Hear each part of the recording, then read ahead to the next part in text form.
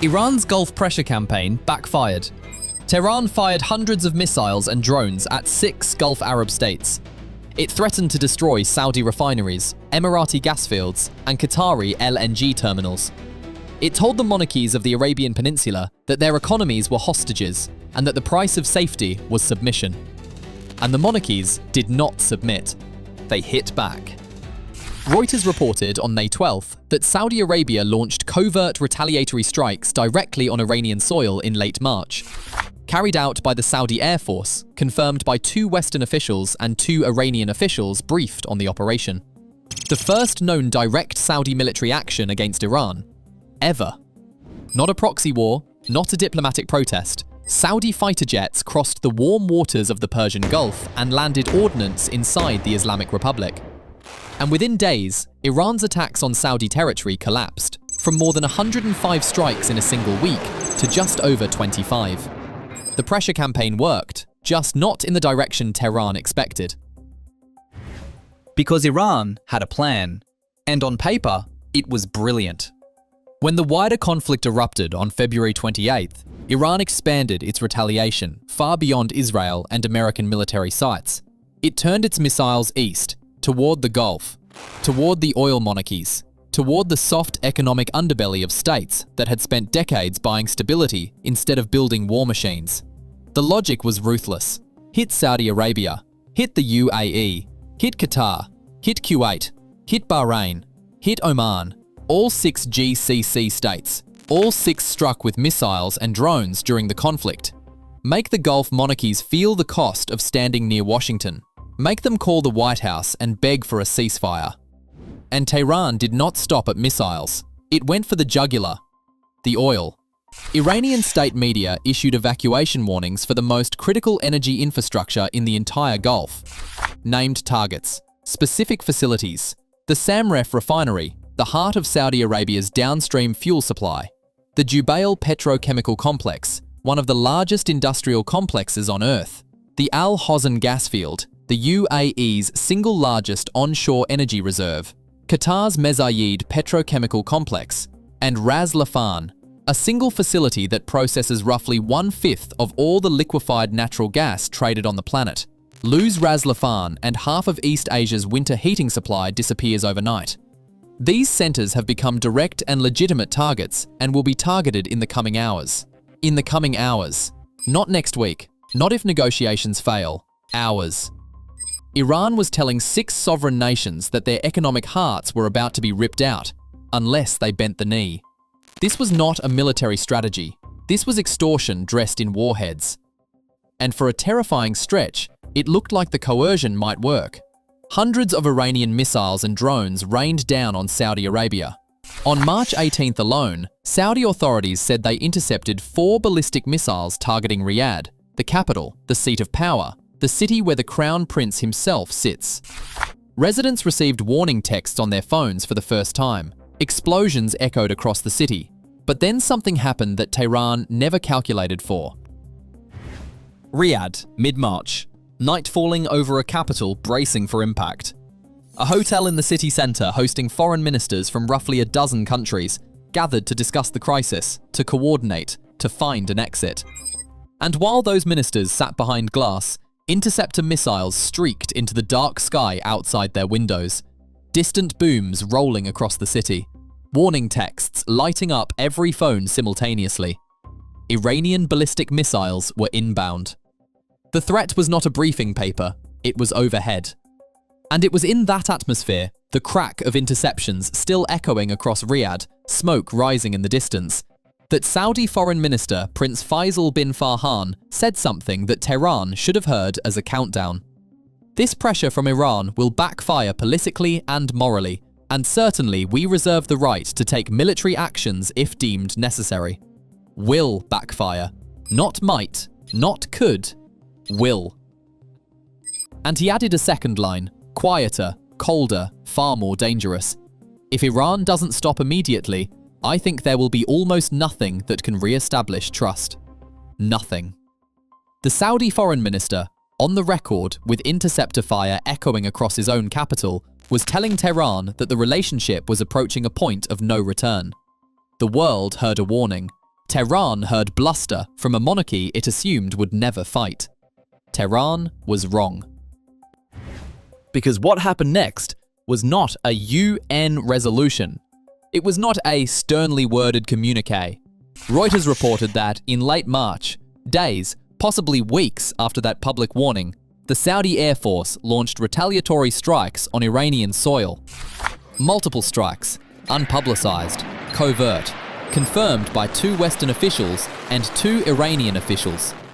The Saudi Air Force, billions of dollars in American-supplied F-15s that critics spent decades saying would never see real combat, reportedly carried the war across the dark waters of the Gulf and hit targets inside the Islamic Republic. The first time in history that Saudi military force reached Iranian soil. Saudi Arabia, the state that Iran's hardliners mocked as a paper tiger propped up by American arms, a monarchy that for decades preferred checkbook diplomacy to combat. That state crossed the Gulf and delivered a blow Tehran never saw coming. And then came the numbers that tell the real story. Before the reported strikes, during the last week of March, Saudi Arabia faced more than 105 Iranian drone and missile attacks. 105 in 7 days. On April 7th and 8th alone, Saudi defense authorities reported intercepting 31 drones and 16 missiles in a single barrage. After the strikes, the number plummeted. Between April 1st and 6th, just over 25 attacks. In other words, 105 became 25, a 75% collapse. That is not a coincidence. That is a message received. Riyadh made Iran aware of the strikes, then warned of further retaliation and offered a diplomatic exit. Force first, then an open door. Walk through it, or the next round arrives. Tehran, apparently, walked through. And at that point, you might think the story is over. Saudi Arabia drew a line. Iran stepped back. Deterrence restored. Case closed. But the case was not closed, because while the world was still absorbing the Saudi revelation, a second shock landed. The Wall Street Journal reported that the UAE, the United Arab Emirates, the federation of city-states that built its global brand on luxury, finance, and futuristic architecture, had also been secretly carrying out military strikes on Iran. A claim Reuters relayed but could not independently verify. But here is what IS confirmed, and it is damning. On April 8th, Iran's own national oil refining and distribution company acknowledged that a refinery on Lavan Island was hit in an enemy attack around 10 AM local time. Lavan, a facility Tehran has spent decades protecting as a key node in Iran's own energy export network, sitting exposed in the middle of the Persian Gulf. A fire broke out, smoke billowed across the water. Israel denied involvement, and the WSJ reported that the strike was carried out by the UAE. And then the story moved from anonymous intelligence briefings into open diplomatic warfare.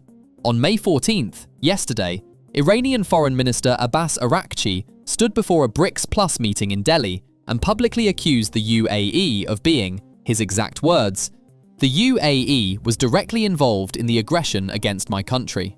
Iran is not denying the Gulf states hit back. Iran is complaining about it. The bully is filing a grievance." And the provocations kept coming. On May 1st, Kuwait arrested 4 operatives affiliated with the IRGC, the Islamic Revolutionary Guard Corps, Tehran's most feared instrument of coercion abroad, the force that arms proxies from Lebanon to Yemen, who attempted to infiltrate the country by sea near Bubiyan Island. Iran's excuse? Disruption in their navigation. Qatar called it a dangerous escalation. The GCC said it reflected Iranian policies that directly threatened collective regional security. Missiles on Riyadh, threats against refineries, drone barrages on 6 countries, IRGC operatives sneaking onto a Kuwaiti coastline. And through all of it, Iran expected the Gulf to absorb, to complain, and to pressure Washington for a deal. Instead, the Gulf changed its demands entirely. Reuters reported that by late March, Gulf states were privately telling Washington that ending the war was not enough. Any deal with Iran must permanently constrain Tehran's missiles, drones, proxy warfare capabilities, and its weaponization of the Strait of Hormuz. UAE Ambassador Youssef Al-Otaiba Put it in 5 words. A simple ceasefire isn't enough. And UAE presidential advisor Anwar Gargash drew the permanent red line. The Strait of Hormuz cannot be held hostage by any country. Cannot. Not should not. Cannot. The era of toleration is finished. Iran attacked the Gulf to force the monarchies into pressuring Washington for restraint. Instead, the monarchies are pressuring Washington for Iran's permanent defanging. The pressure campaign did not buy Tehran leverage. It bought Tehran a coalition demanding its disarmament. And you might think that is where the story ends. The Gulf hit back. The Gulf hardened its demands. Iran overplayed its hand. Lesson learned. But pull the camera back, all the way back, until you can see the map of who actually buys and sells energy through the Strait of Hormuz, and the picture changes completely.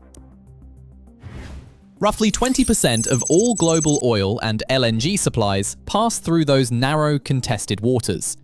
1/5 of the planet's energy squeezed through a corridor narrower than the distance between most airport runways and the nearest highway. When Iran escalated its Hormuz coercion, oil prices surged past $104 per barrel on Brent. The market did not react with concern. The market reacted with primal fear, because the market understood what was at stake. Every factory in East Asia that runs on Gulf LNG, every refinery in South Korea processing Gulf crude, every power plant in Japan fueled by Qatari gas, all of it dependent on a 35-kilometer corridor that a regime losing control of its own neighborhood kept threatening to shut down. Iran's Hormuz weapon was supposed to be the ultimate trump card, the threat so devastating that no Gulf state would dare resist. But the weapon cut both ways. Every threat from Tehran tightened the diplomatic noose around Iran's own leverage. Every escalation built the coalition demanding Iran's disarmament. The more Iran squeezed the strait, the harder the Gulf pushed to strip Iran of its ability to squeeze it ever again. The choke point became Iran's collar. The goal was submission. The result was the opposite. Saudi Arabia reportedly struck Iran directly, the first Saudi military action on Iranian soil in history.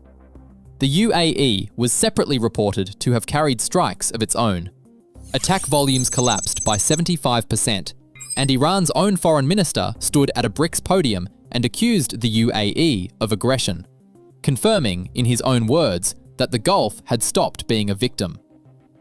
Iran spent decades cultivating the image of a regional power that could hold the Gulf hostage at the push of a button. The assumption was always the same. These monarchies will not fight. They will pay. They will call Washington. They will bend. They did not bend. They carried the war back across the water, and now the precedent is set. But here is what makes the precedent dangerous, not just for Tehran, but for the entire region. For 47 years since the revolution of 1979, the Middle East operated on one assumption. Only the United States and Israel had the will and the capability to strike Iran directly. The Gulf monarchies were checkbooks. They were clients. They were spectators. That assumption is gone.